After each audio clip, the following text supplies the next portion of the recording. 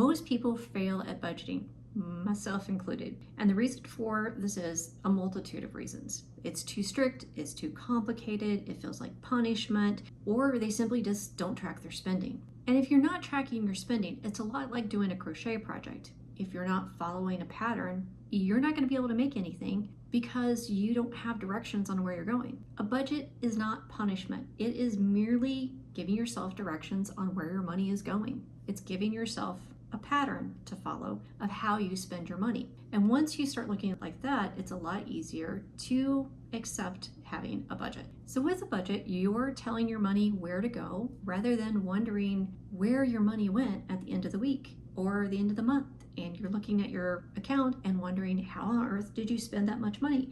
You don't remember spending that much money. So first, let's look at why do budgets fail? Most people have tried to have a budget before. And the reason that it probably failed is they were too strict off the get-go. They tried to make it way too strict. You're not going to spend anything on fun. Grr, bah humbug. Or they didn't track their spending, so they spent everything on fun. Yay! And they didn't know how much money they were spending here and there. Or they forgot about irregular expenses. Now, everybody experiences irregular expenses. You have expenses that you weren't planning on. Say, for example, somebody's getting married and you get an invitation to the wedding. Well, you weren't planning on that, and now you have to bring a gift. Or, say, for example, you have a car and the car decides that it wants to break down on you. You weren't expecting that, but now you have to have that fixed. And those unexpected expenses can really blow up your budget and kind of affect the way you think about your budget to the point where you're like, forget it. What's the point anyways? So let's get into how you can prevent that from happening. Because your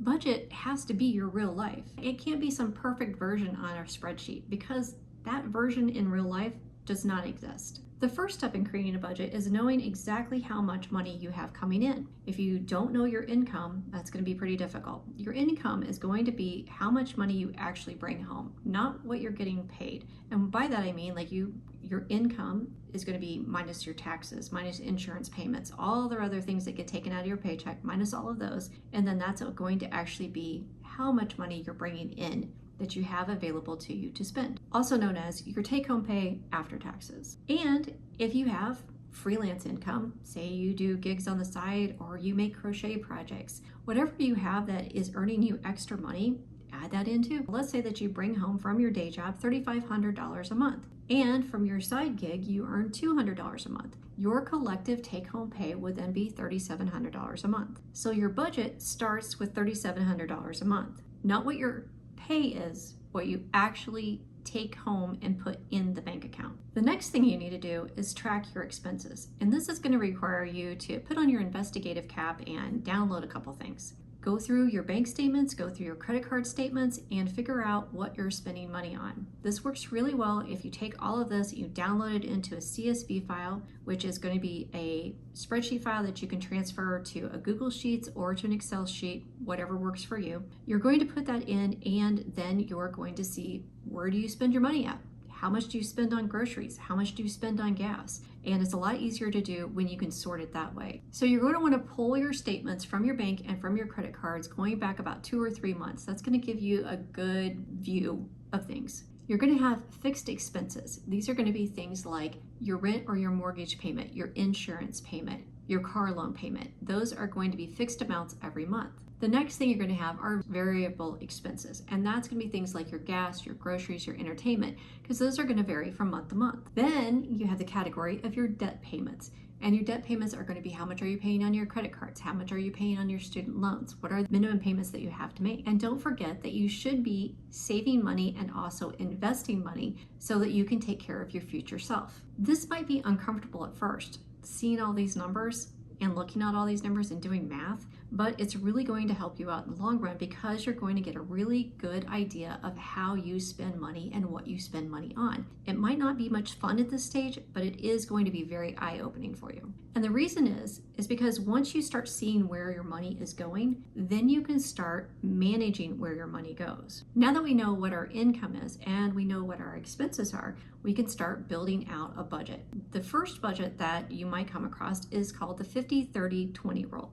And that means that 50% of your take-home income is going to go to your needs, like your rent payment, mortgage payment, insurance payment, stuff like that. Those are your needs. 30% is going to go to your wants. You want to take a yoga class. You want to pick up a new hobby. Those are going to be your wants. And then you're going to have 20% that goes to savings, investment, or paying off debt. Another method is called zero-based budgeting, and this means that every dollar that you have has a job. It is assigned a particular job. I like this budget because it's easier to manage my money, because I feel like I have total control over it because I know where every dollar is going. And a friend of mine prefers the envelope method, and this is kind of similar to the zero-based budget. What it means is that every dollar is allocated to a individual envelope. You have an envelope for the groceries, you have an envelope for the gas, an envelope for the entertainment, and so on. Once the money is done being spent in that envelope, you're done. Whatever budget you choose, you have to choose a budget that works for the way that you work.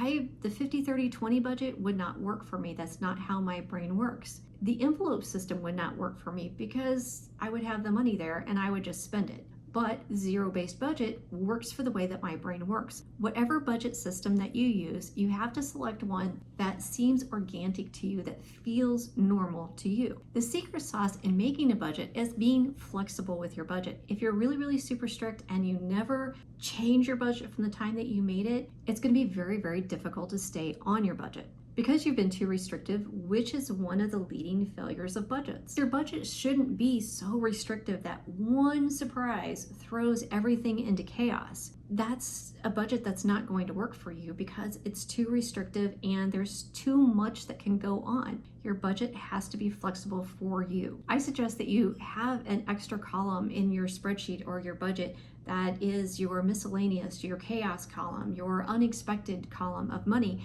And with every budget, you need to be reviewing it. You need to review your spending on a weekly basis to make sure that you're staying on track with your spending, because it's all too easy to not be on track with your spending. And then review your budget monthly and make adjustments to your budget. Maybe your utilities are more expensive like they are for most of us. Maybe your rent went up. Then you need to review your budget on a monthly basis, because things do change on a monthly basis. You might have more money that needs to go out to a utility while you might have saved money on gas because now you're taking public transportation or you're walking to work. And when you're reviewing your spending habits, you need to see, did I overspend somewhere? Budgets aren't set in stone. They are organic plans that change with you. And if you try to have a very restrictive budget, it is going to fail because you're not going to be able to enjoy life. And if you're not enjoying life, then you're not going to do the budget. If you have a budget that's too restrictive, it is going to fail simply because of the way we are as humans. So the more you adjust and fine-tune your budget, the better off you're going to be in the long run, because you're going to have a budget that actually works the way that your brain works. So here's what I want you to remember,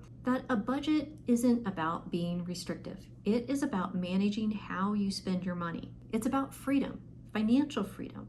Freedom from worrying about your money, worrying about how it's being spent. If you come up with a budget, you know how your money is being spent. You know where your money is going. It makes life a lot easier when you work with a budget. It's about making sure that the money that you have is supporting the life that you want. So that might be paying off debt, that might be saving up for retirement, or saving for a vacation fund, or buying a new car, or simply just having the peace of mind that you've got it all together. So when your spending lines up with your goals, then life becomes so much easier because you feel less stressed and more in control of what your money is doing. So here's your challenge. Today, get out a piece of paper and write down what your income is. Write down what your expenses are. Even if you're not including every single expense, write down as many expenses that you can think of or that you're looking at on your bank statement or your credit cards. Write down your expenses so you get a better idea of where your money is going. And over time, you can refine that system as you move along. You do not have to do this process overnight.